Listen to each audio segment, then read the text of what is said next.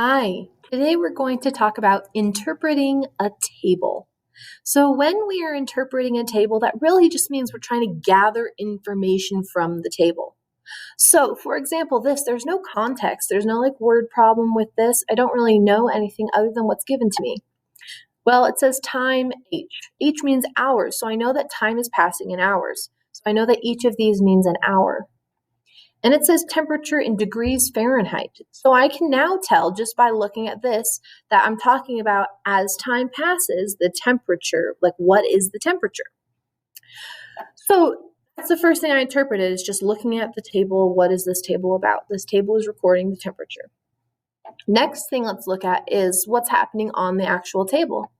Well, when the time is 0 hours, that means no time has passed. So that's actually our initial value or our starting value. So here, I'm just going to type that in there. That might be easier.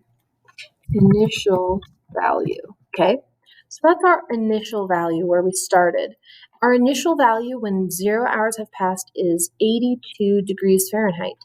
So now by looking at this table, I have interpreted or I have figured out that when I started tracking the temperature, it was 82 degrees Fahrenheit. Now the temperature changes. So we call that the rate of change, Oops. Rate of change. And that's just how is the temperature changing each hour.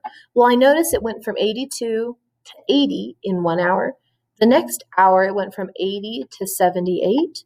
And the next hour, it went to 76 and then to 74 and 72. So I can look at this and realize that every 1 hour, it is going down 2 degrees. So my rate of change is down 2 degrees, which is negative 2 degrees.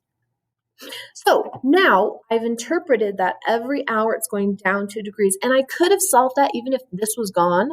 I could have seen that, notice that every 2 hours it goes down 4 degrees, which means that every 1 hour it's going down 2 degrees. So I could have even interpreted that if I was not given every single number.